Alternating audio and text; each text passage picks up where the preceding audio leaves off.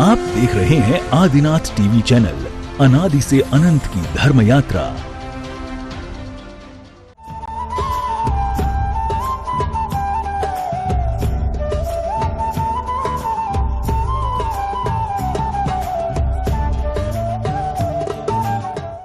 इस कार्यक्रम के पुण्यार्जक हैं श्री कंवरलाल जी महावीर प्रसाद जी, पाटनी, मदनगंज, किशनगढ़, राजस्थान।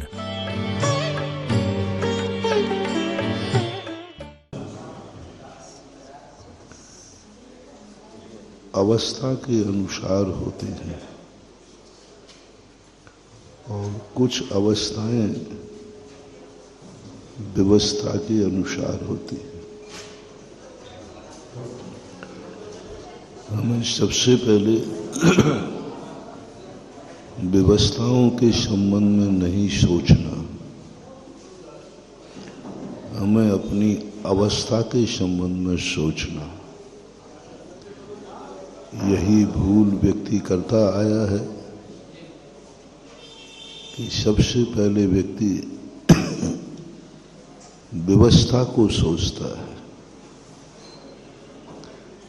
दुनिया में व्यवस्थाएं कहाँ, कैसी व्यवस्था है, और फिर व्यवस्था के अनुसार अवस्था बनाता है। परिणाम ये निकलता है कि व्यक्ति को जितनी योग्यता थी उस योग्यता से वह वंचित रह जाता है, क्योंकि वह अपनी अवस्था के अनुसार व्यवस्था न बना करके व्यवस्था के अनुसार अपनी अवस्था को ढाल लेता है। जहाँ जैसा स्थिति बनती है वैसा वह एडजस्ट करता है।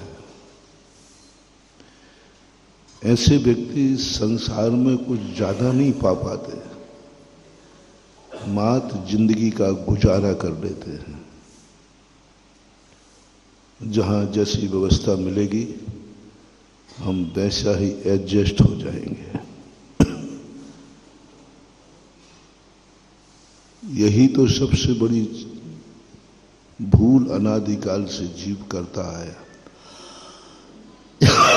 जहां जैसा गया, जिस योनि में गया, उसी योनि के अनुसार अपने आप की व्यवस्था बना लेता है, वहां की व्यवस्थाओं में ढल जाता है। पेड़ पौधा बना तो पेड़ पौधे की अनुसार अपनी अवस्था बना ली। कीड़े मकोड़े बना तो बस उसी में रत रह गया, वही उसका सब कुछ है और उसी अनुसार वो जिंदगी जीता है। चींटी अपनी व्यवस्था बना लेती है, जो व्यवस्था है उसी के अनुसार अवस्था बना लेती है। जहां जैसा मौका, 2 इंद्रिय, 3 इंद्रिय, 4 इंद्रिय, सब लोग, यहां तक कि देवता भी वहां की व्यवस्थाओं में ढल जाते हैं। जो वहां की व्यवस्था है उसी के अनुसार अपनी अवस्था को बना लेते हैं। नारकी लोग भी वैसा ही करते हैं। कुछ पशु भी ऐसे होते हैं जो ही जैसी व्यवस्था होती है वैसी अवस्था बना लेते हैं। जैसा वातावरण देखा वैसे ही ढल जाते हैं। बहुत बड़ी भूल है। जैसा वातावरण देखा वैसे में ढल गए। स्वयं का कोई स्टेटस नहीं है। इनको, इन जीवों को बोलते हैं निम्नगा। निम्नगा जल का नाम है। जल जहां को ढाल मिला वहीं ढल जाता है। जल से पूछो तुम किस तरफ बहोगे, तो वो कहता मेरा कोई भाव नहीं है, हमें जहां ढाल मिल जाएगा हम वहीं रह जाएंगे। इससे जल की कोई दिशा नहीं होती, जल का कोई रास्ता नहीं होता। जहां ढाल मिलता है उसी ढाल में ढल जाता है। इसी प्रकार से कई लोगों की जिंदगी भी ऐसी होती है, जैसा निमित्त मिला वैसे ही ढल जाते हैं। जैसा कुल जाति मिली वैसे ही ढल जाते हैं। नीच कुल में जन्मा तो नीच बन जाते हैं, ब्राह्मण कुल में जन्मा तो ब्राह्मण बन जाते हैं, जैन कुल में जन्मा तो जैन बन जाते हैं, मुस्लिम कुल में जन्मा तो मुस्लिम बन जाते हैं, सिख में जन्म हुआ तो सिख बन जाते हैं। उसी में ढाल देते हैं अपने। कोई अलग से कोई स्टेटस नहीं है, कोई सोच नहीं है। उन्होंने कहा हम मनुष्य हैं, बस सीधी बात है। हम शूद्र हैं, हम हरिजन हैं, हरिजन हैं, बस कोई बात नहीं। उसी में ढाल दिया अपने आप को, कुछ भी सोच नहीं है। हमारे कुल में ऐसा होता आया, हम करते आएंगे। हमारा परिवार ऐसा है, मांसाहारी है, मांस खाने लग जाएंगे। मंदिर जाते हैं तो चले जाएंगे। अपना कुछ भी नहीं, जैसा निमित्त मिला वैसा ही। इष्ट उपदेश के अंदर पूज्यपाद स्वामी ने बहुत अच्छी बात कही कि संसार की सबसे बड़ी कमजोरी है जो जहां रहने लग जाता है उसको वहीं अच्छा लगने लग जाता है। विष्ठा का कीड़ा विष्ठा में राजी है, नाली का कीड़ा नाली में राजी है, पत्ते का कीड़ा पत्ते में राजी है। कुछ नहीं, जहां है उसी में राजी है। हम नाली के कीड़े को देखो, वो नाली में राजी है, उसको कोई विकल्प नहीं। अपन को दया आ रही, देखो कीड़ा कितनी गंदगी में है। कीड़े से पूछो, वो कहता मैं राजी हूं, मुझे मत मारो, मैं इसी में राजी। पशुओं को देखो, शूकर को देखो, नाली में पड़ा रहता है, गंदगी खाता है। अपन को दया आती, कितना गंदा आदमी है। शूकर से कहते हैं, बोले मेरी चिंता मत करो, मैं इसी में राजी हूं। वो उसी में राजी, उसको कुछ नहीं, ढल गया उसी में, ढल गया उसी में। उसकी जिस पर्याय में गया उसी पर्याय में ढल गया। उसने व्यवस्था के अनुसार अपनी अवस्था वैसी बना ली। वहां गंदी व्यवस्था थी, उसने अवस्था भी गंदी बना ली। वहां खान पान गंदा था, उसने वैसे ही अपने आप को ढाल दिया। सारे संसार में आप देखो, जिसको जैसा वातावरण मिलता है उसी व्यवस्था में अपने आप को ढाल देता है। जब तक हमारा सोच यह बना रहेगा कि हम व्यवस्थाओं के अनुसार एडजस्ट होते रहेंगे, हमारा कल्याण कभी नहीं होना।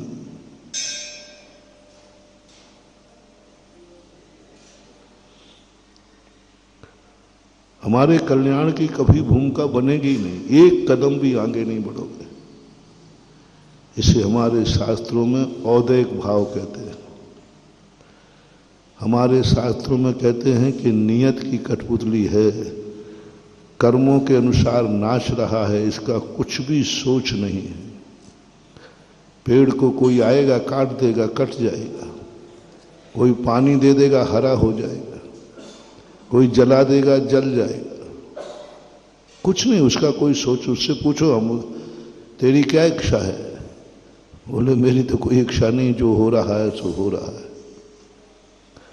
मात पशुओं में कुछ पशु होते हैं, वो भी नहीं, पशु पर्याय में जन्मते हैं, लेकिन वो पशुओं के अनुसार नहीं ढलते हैं, वो अपने अनुसार पशु को पर्याय को ढाल लेते हैं। ऐसे कुछ जानवर हुए। शूकर में भी हुआ एक, वो वहां की व्यवस्थाओं में नहीं ढला, वहां की व्यवस्था के अनुसार अवस्था नहीं बनाई, उसने अपना एक स्टेटस बनाया, मुझे सम्यक दृष्टि बनना है। पशु पर्याय सम्यक दृष्टि बनने के लिए नहीं थी, वो तो मूर्ख जड़ रूप पाप रूप है। त्रिहंच गति पाप कर्म के उदय से मिली है, वो नहीं गया था। लेकिन वहां जाने के बाद पूर्व भव का कोई संस्कार पड़ा होगा, पूर्व भव का कोई भ्रष्ट वृत्ति रहा होगा, पूर्व भव में कोई ऐसी चूक कर दी उसने कि उसे नीच पर्याय में जाना पड़ा। लेकिन वहां जाकर उसकी जाग गई भूल। ये बात और यहां मोटिवेशन दे दूं, जब कभी तुम अच्छा कार्य करो और किसी कारण से तुम भ्रष्ट हो जाओ, पतित हो जाओ, चूक जाओ, गलती हो जाए, मन नहीं लगे, फिर भी तुम करो। तुम आगे बढ़े, नहीं बढ़ पाए, तुमने नियम लिया, नहीं पाल पाए, तुमने दान बोला, नहीं दे पाए, तुमने व्रत लिया, टूट गया। पास होने वालों की नहीं कह रहा हूं, फेल होने वालों कह रहा हूं।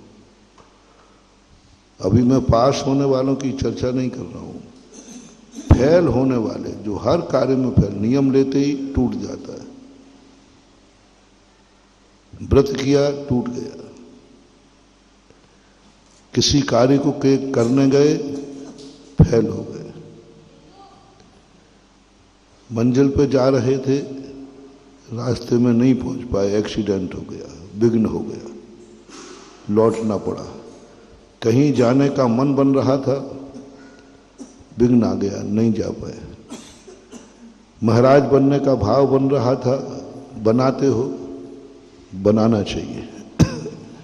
महाराज भाव तो बना लूंगा लेकिन बन नहीं पाऊंगा, कोई बात नहीं, मैं ऐसे ही अपाहिज लोगों के लिए इंतजाम कर रहा हूं, जो बनना तो चाहते हैं लेकिन बन नहीं पाएंगे। आप लोग भी आरिका नहीं बन पाओ तो कोई बात नहीं चले, लेकिन बनने का भाव तो करो। हमारा जी बन ही नहीं पाना तो भाव क्या करना है, नहीं कोई बात नहीं, चलेगा। नहीं बन पाओ तो कोई बात नहीं, भाव तो करो। स्कूल जाओगे, फेल हो जाओगे, कोई बात नहीं, स्कूल जाओ तो सही। 12 वर्षीय कोर्स चलता है ना, तो बहुत सारे लोग कहते हैं हमें कुछ भी समझ में नहीं आता महाराज, हम परीक्षा नहीं दे पाएंगे। हमने कहा कुछ भी समझ में नहीं आए, पढ़ो तो सही। कुछ भी समझ में नहीं आए, पढ़ो। एक अक्षर समझ में नहीं आ रहा तो पढ़ो। पढ़ते भी नहीं आ रहा है तो कोई बात नहीं, एक एक अक्षर को अपनी आंखों से देख लो। अब इससे ज्यादा और क्या करो, एक एक अक्षर को। जैसे मान लो किसी को पढ़ने में नहीं आ रहा है तो बहुत सरल सस्ता स्वाध्याय बता रहा हूं। एक लकड़ी लो, पेंसिल ले लो, लकड़ी से एक एक अक्षर देखते जाओ। जैसे महावीर लिखा है तो इतने बोलो, मां, हा, आ की मात्रा, वा, ई की मात्रा, रा। आंखों से देख लो, हम तुम्हें उसमें भी इतना लाभ करा देंगे जितना पढ़ने वालों को लाभ है उतने ही तुम्हें लाभ है। आंखों से देख तो लो। 12 वर्षीय कोर्स हमने उन पढ़े लिखे विद्वानों को नहीं रखा है। 12 वर्षीय कोर्स हमने उन मूर्खों को, जिनको कुछ भी पढ़ना भी नहीं आता, अंजन चोर जैसों के लिए रखा है, जिनको नमोकार मंत्र भी नहीं आता। अंजन चोर को नमोकार मंत्र नहीं आया, पढ़ने में भी नहीं आया, याद भी नहीं हुआ, लेकिन सुना कि नहीं सुना उसने? बोलो, सुना था कि नहीं? सुनने के बाद याद भी नहीं रहा। अर्थ समझ में नहीं आया, याद रहा नहीं, उच्चारण नहीं कर पाया, मात उसने इतना भाव किया, सुना तो सही था कि नहीं। सेठ जी ने जब सुनाया, बहुत बड़ा मोटिवेशन महानुभाव यहां लेते चले, बहुत बड़ा। तुम्हें कुछ भी समझ में नहीं आ रहा है प्रवचन में, कुछ भी समझ में नहीं आ रहा है, तो भी तुम मन बना लो, मुझे कुछ भी समझ में आएगा नहीं, लेकिन मैं सुनूंगा जरूर। तो जिसको समझ में आ रहा है उतना बड़ा फल तुम पा जाओगे, बल्कि उससे ज्यादा पा जाओगे। एक व्यक्ति वो प्रवचन में बैठा है जिसको समझ में आ रहा है, उसको ज्यादा कर्मों की निर्जा नहीं होगी, क्योंकि उसको समझ में आ रहा है, उसके मनानुकूल है। उसका मन तो इसलिए लग रहा है क्योंकि उसको समझ में आ रहा है। देखो भाई, ये प्रवचन बहुत अच्छी तरह सुन रहा है। मैंने क्यों सुन रहा भाई? महाराज आपकी बात मुझे पूरी समझ में आ रही है, पूरी समझ में आ रही है। आप क्या बोलना चाहते हैं, आपका अभिप्राय भी समझ रहा हूं, भाव भी समझ रहा हूं, अर्थ भी समझ रहा हूं। सब समझ रहे हो? हाँ, सब समझ में आ रहा है। उसके लिए ज्यादा पुण्यबंध नहीं है। दूसरा बाजू से पूछा, भाई तुम क्या सुन रहे? महाराज के कुछ भी समझ में नहीं आ रहा है। क्या बोल रहा है महाराज जी? मुझे कुछ भेजे में नहीं पड़ रहा है। फिर क्या है? बस सुनने में अच्छा लग रहा है। ये व्यक्ति ज्यादा समझदार है। मां सुनना है तो सुनूंगा मैं, अगर कुछ भी समझ में नहीं, याद भी नहीं रहेगा, कुछ भी नहीं रहेगा, लेकिन मैं सुनूंगा। जिसको समझ में आ रहा है उससे ज्यादा पुण्य, उससे ज्यादा सिद्धि उसको होगी जिसको समझ में नहीं आ रहा है फिर भी सुनना, एक अक्षर को नहीं छोड़, एकाग्र होके दत्त चित्त होके सुन रहा है। समझ में कुछ नहीं आया, सबसे ज्यादा श्रद्धालु वो है, सबसे ज्यादा उसको ज्ञानावरणी कर्म का क्षय उपशम होगा। यदि दोनों कंपटीशन में जाएं तो सबसे पहले केवल ज्ञान उसे होगा जिसे कुछ समझ में नहीं आ रहा है फिर भी एकाग्र होकर सुन रहा है, उसको पहले केवल ज्ञान होगा। नमोकार मंत्र में जिनको पढ़ना आ रहा था, जिनको अर्थ आ रहा था, उनको पूरी रात हो गई, लेकिन नमोकार मंत्र सिद्ध नहीं कर पाया। और अंजन चोर को समझ में नहीं आया, याद भी नहीं हुआ, लेकिन उसने एकाग्र होकर सुना, सुनने मात्र से उसे नमोकार मंत्र सिद्ध हो गया। इसलिए ये कभी नहीं सोचना कि मुझे समझ में नहीं आ रहा है। बस तुम्हें तो ये सोचना मेरे गुरु बोल रहे हैं, बस मुझे सुनना है। हमारे आचार्य श्री के श्रोता ऐसे ही थे। हमारे आचार्य श्री के किसी को प्रवचन समझ में नहीं आते थे पहले, बाद में तो आने लगे थे। किसी को कुछ भी समझ में नहीं आता था। वैसे हिंदी भाषा नहीं थी और आचार्य श्री का प्रवचन बहुत ऊंचा होता है। वो तो साहित्यकार थे। कहीं से कोई कहानी से शुरू करेंगे,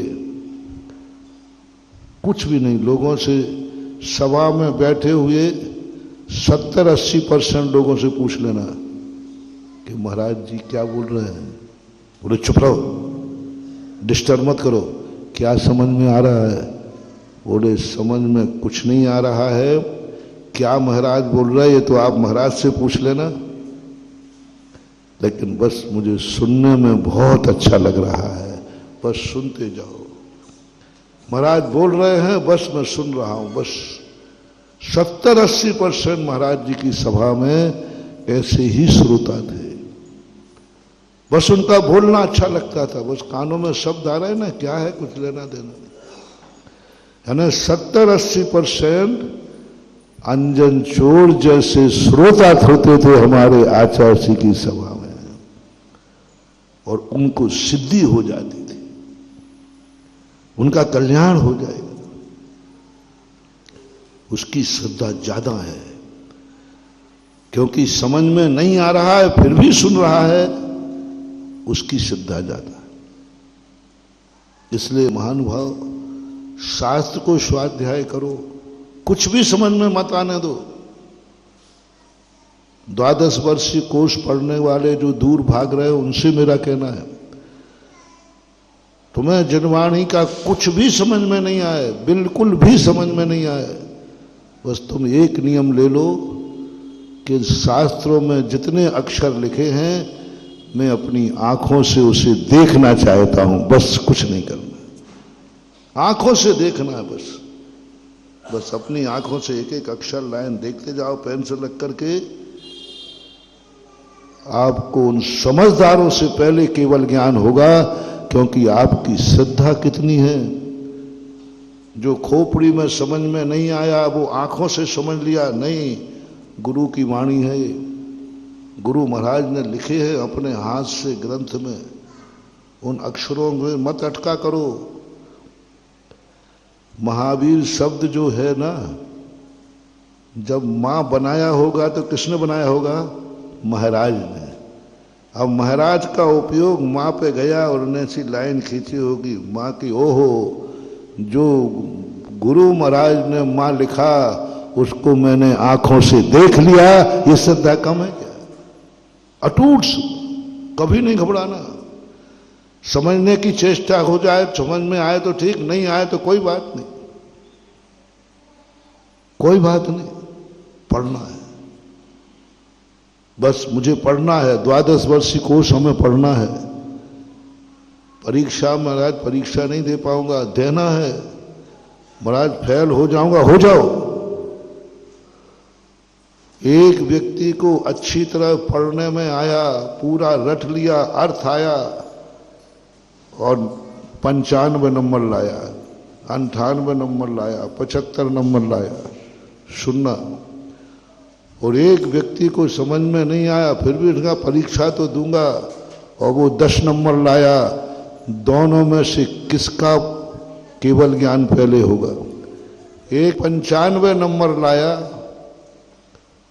और एक को कुछ भी समझ में नहीं आया, फिर भी परीक्षा तो दूंगा, चाहे भली 10 नंबर आए। तो 10 नंबर वाले को जब केवल ज्ञान का नंबर आएगा, दोनों एक साथ ध्यान करने बैठेंगे तो 10 नंबर वाले को पहले केवल ज्ञान होगा, 95 वाला तो अभी अर्थ में अटका रहेगा, उसका ध्यान एकाग्र नहीं होगा। वो तो इसमें कितनी मात्राएं हैं, इसमें कितना अर्थ है, इसी ऊहापोह के अर्थ में उलझा रहेगा। लेकिन जिसको समझ में नहीं आया वो एकदम एकाग्र हो जाएगा। इसलिए मत सोचो कि हम पास होंगे कि नहीं, पर ठान लो हमें परीक्षा देना है तो देना है, चाहे भली 00 मिले तो मिले। 00 तो मिलेंगे, कुछ तो मिलेगा तो सही। अरे 00 सही, लेकिन 0, आज 0 मिले हैं और उसमें लगन रही तो 0 के आगे एक अंक लग जाए तो वही 0 तुम्हें हीरो बना देगा एक बार। बस तुम्हारी लगन चाहिए, मैं परीक्षा दूंगा चाहे कुछ भी हो, फेल होऊं तो हो जाएगा, मैं पढ़ूंगा चाहे याद हो या नहीं हो, मैं भली पूरा पढ़ पाऊं नहीं, बस लगन, बस ये वो तुम करो, हमें कार्य करना है। इसी प्रकार नियम लेते की भावना करो, मुझे नियम लेना है, बस लेना है, मैं नियम लेके ही मरूंगा। और लोग कहेंगे काहे को ले रहे हो, तुम नहीं ले पाओगे, तुम्हारी परिस्थिति ऐसी है। बोले ले पाऊं या ना ले पाऊं, लेकिन लेने का भाव तो करूंगा। आप शक्ति आ जाएगी, शक्ति आ जाएगी। आप नहीं ले पाओगे और भावना के साथ जीते रहे तो जाते ही कर्म तुझे कहेगा, देखो इसने जिंदगी भर, इसको पहले से भी मालूम था कि मैं मुनि नहीं बन पाऊंगा, मैं मुनि नहीं बन पाऊंगा, मेरी हालत ठीक नहीं है, मेरी परिस्थिति ठीक नहीं है, मेरा मन ठीक नहीं है, मैं इतना कषायों पर विषयों पर कंट्रोल नहीं कर पाऊंगा, मालूम है। आपको अपनी पोजीशन मालूम है और आपको मुनि व्रत का भी मालूम है। बोलो, आप लोगों से मेरा कहना है,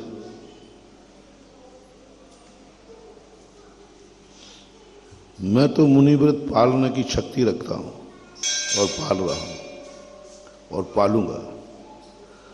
आप लोगों में मुनि व्रत पालन करने की शक्ति है, पाल लोगे? हैं? राकेश, हैं? नहीं पाल? शैलेंद्र, सुनील, बोल, सही सही बोलते जाना। तुमने हाँ कहा और हमने तुरंत अभी केस लॉन्च कराए। हाँ बोल देना, हाँ बोलो भाई। आगे वाले, हाँ तलवाड़ा वाले पाल लोगे मुनि व्रत? बोलते जाओ, अच्छे से बोलो। पाल लोगे? पार्लर होगा तो फिर आ जाओ जल्दी। कोई हाथ उठा रहा हो जो मुनि व्रत पाल सके? छोकरो तुम लोग? हाँ इतने, हाँ सही, हाथ जोड़ने में फायदा है। कोई है? ऊपर नहीं पूछ रहा हूं, ऊपर तो हाथ उठ जाएंगे अभी हाल नहीं है। आप लोगों के आर्य का व्रत पाल लोगे? माँ जी, आर्य का व्रत पल जाएगा आपसे? नहीं पलेगा महाराज जी। अब बूढ़ा बड़ा होगी, कहीं बूढ़ी हो गई, अब कैसे पालोगे? केस लॉन्च करना पड़ेगा, नहीं पाल पाओगे ना।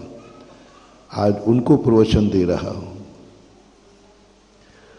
उनको नहीं दे रहा हूं जो पाल सकेंगे, जो पल रहे हैं, जो पाल रहे हैं, जो पालने की हिम्मत रखते हैं, जिनको मालूम है कि जिंदगी में मैं कभी मुनि नहीं बन पाऊंगा, मेरी हिम्मत नहीं है, क्योंकि तुम्हें सबको अपनी अपनी शक्ति मालूम है, सबको अपनी अपनी कमजोरी, अपन को अपनी अच्छाई पता हो या ना हो, लेकिन हर व्यक्ति को अपनी बुराई पता जरूर रहती है। आप कभी शेयर करना, कितने लोगों को हो जिनको अपनी अच्छाई पता नहीं हो, लेकिन हर व्यक्ति को अपनी बुराई जरूर पता रहती है कि मेरे में ये कमी है। अपनी ताकत का ज्ञान किसी को हो ना हो, लेकिन अपनी कमजोरी का ज्ञान जरूर सबको होता है। हम में कितनी ताकत है ये जरूरी नहीं कि अपन को ज्ञान हो, लेकिन हम में कितनी कमजोरियां हैं ये अपने ज्ञान में होती है। विष्णु कुमार महाराज में कितनी ताकत है ये उनको मालूम नहीं थी, लेकिन कमजोरी कितनी थी उनको मालूम थी। विष्णु कुमार मुनि जिन्होंने 700 मुनियों की रक्षा की, उनको मालूम नहीं था कि मेरे पास विक्रिया रिद्धि है, लेकिन उनको कमजोरी मालूम थी कि मैं इतने दिन हो गए ध्यान करते करते मुझे केवल ज्ञान ही नहीं हो रहा है। हर व्यक्ति को अपनी कमजोरी मालूम है। हमें अपनी कमजोरी मालूम है कि मैं अरहंत नहीं बन पाऊंगा इस भव में, क्योंकि मुझे मालूम है कि मेरा संगनन हीन है, मैं शक्तिहीन हूं। आपने किस बल पर कह दिया? आप क्या कल मुनि नहीं बन सकते हो? आपने ऐसा क्यों कहा कि आप सर्वज्ञ हो? आपके पास इतना ज्ञान कहां से आ गया? अरे आज नहीं बनोगे, कल नहीं बन पाओगे, ये तुमने मना कैसे कर दिया? ठीक है, आज नहीं बनना है, इतना तो बोल दो कि कल बनूंगा। अरे महाराज जी, कल का भी मुझे मालूम है। अरे मरने के पहले बनोगे? अरे महाराज जी, आप समझो मुझे मरने के बाद तक का पता है। नहीं बन कैसे बोल रहे, किस बल पे बोल रहे हो? इतना कह दो कम से कम, महाराज जी आज तो नहीं, आज तो अब आपने आकस्मिक पूछ लिया है, तो अभी मैं तैयारी करके नहीं आया हूं, वो बैंक में हस्ताक्षर भी करना है, बेटा बेटियों का इंतजाम भी थोड़ा परिवार की व्यवस्था करना है, इसलिए, लेकिन मैं मरने के पहले बनूंगा जरूर। तुमने तो पूरा ही सपाट कर दिया। नहीं, जीवन के अंतिम समय तक मैं नहीं बन पाऊंगा, ये भी निर्णय तुम्हारा है। हम कहें कि थोड़ी गुंजाइश रख लो, इतना कह दो महाराज जी प्रयास कर रहा हूं, भावना तो है, कल की तो मना नहीं करता हूं, लेकिन आज नहीं बनूंगा। चलो हम तुमसे सेटलमेंट करते हैं कल के लिए, अगली साल के लिए, 10 साल बाद, 25 साल बाद मर रहे हो जब। नहीं महाराज, नहीं कह पाऊंगा, क्योंकि तुम्हें अपनी कमजोरी मालूम है। तुम्हें अपनी कमजोरी, बस उस कमजोरी ने तुम्हें सर्वज्ञ बना दिया। कमजोरी ने तुम्हें घोषणा करा दी, नहीं बन पाऊंगा महाराज, काहे को बेफालतू व्यर्थ में क्या बात करो, नहीं बन पाऊंगा, क्योंकि हमारी कमजोरी हमें मालूम है। और बात सही है, जो तुम बोल रहे तुम्हारी बात गलत नहीं है। वह कमजोरी तुम्हें जीवन के अंत तक नहीं बनने देगी, ये तुम्हारा सोचना गलत नहीं है। मुझे विश्वास है, थोड़ी सी भी उम्मीद तुम्हें होती कि मैं कल बन सकता हूं, तो आप ये नहीं बोलते कि महाराज मैं नहीं बनूंगा। तो मैं कहते महाराज जी आज तो नहीं, लेकिन बन सकता हूं। अपने आप मुंह से निकलता, क्योंकि तुम धर्मात्मा हो, क्योंकि मैं तुम्हें सम्यक दृष्टि मानता हूं, क्योंकि तुम्हें मैं अपना भक्त मानता हूं।